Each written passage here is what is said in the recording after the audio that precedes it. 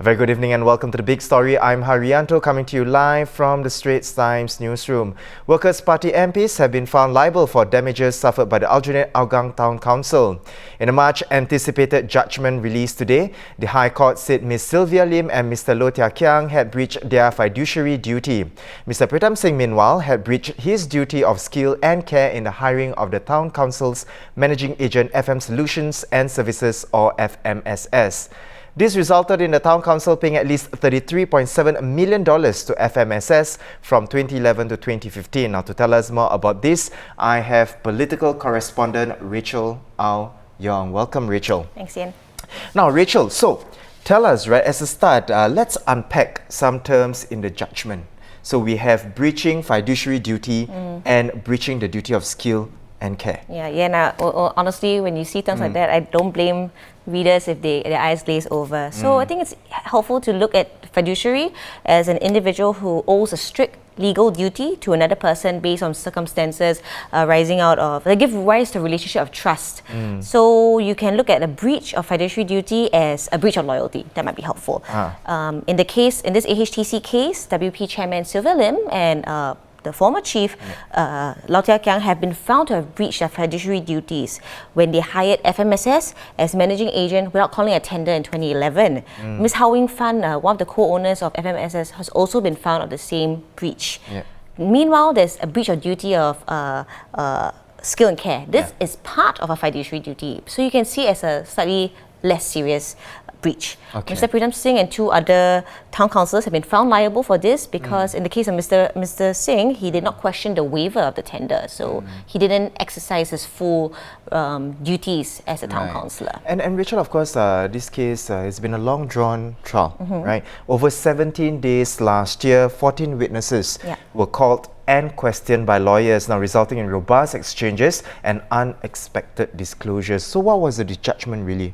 Yes, so Justice Kanan Ramesh actually reserved the harshest words for Mr. Low and Ms. Lim when he said that they had put their own political interests over that of AHTC and the residents of Aljunied GRC when they hired FMSS. So among other things, he said that they went to great lengths to keep the incumbent managing agent, CPG, in the dark while the takeover by FMSS was actually underway. So underway without a tender being called. And that he also asked the owners of FMSS, so Ms. Howe and her late husband, Mr. Danny Low, to prepare what he used a sanitized report on his appointment for a meeting with other town councillors. He also said they were dishonest and they went to the extent of misleading their fellow town councillors, and they were motivated by politics and a misguided sense of loyalty. So I mean, that's a pretty harsh judgment, you know. That was the bulk of the words reserved for them, Right. And Rachel, let's now focus on the amount. Really, you know, how much could they be liable for? Because the town council paid $33.7 million to FMSS. But it wouldn't be the full 33 million, right? Yeah, so I mean, $33.7 million, that's actually a very eye-watering sum, but it wasn't squandered on nothing. It was not like they just took $33.7 million and then like threw it up in the air. Actually, the town council benefited from services. So Justice Kanan Ramesh actually pointed this out in his judgment. So, you know, even though you have paid $33.7 million, it's not like you had nothing in return, you got some services.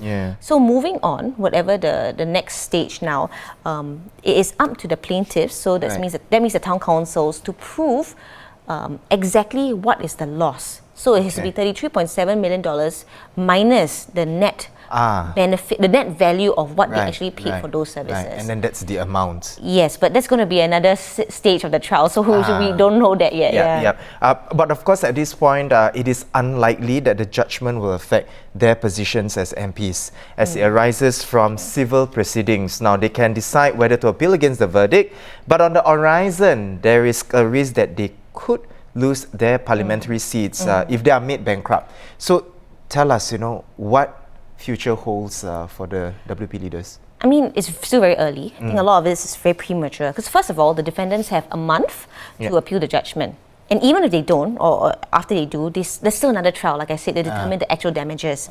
Like I said, it's unlikely they're going to claim the full $33.7 million. In fact, the defendants' lawyers during the trial last year actually said that the maximum amount that they should be the plaintiffs should be asking is in the ballpark of $620,000. Okay.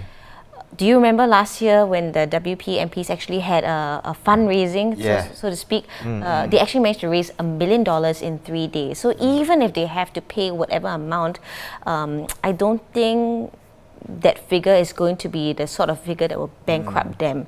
So ultimately, whether the judgment will affect the individual WP leaders in the next in the party will actually really be known at the next general election, which must be called by which must be held by April 2021. There you go. Of course, things are still, in its early stages right now, Rachel, right? And we also see a lot of comments right in our comment section as well.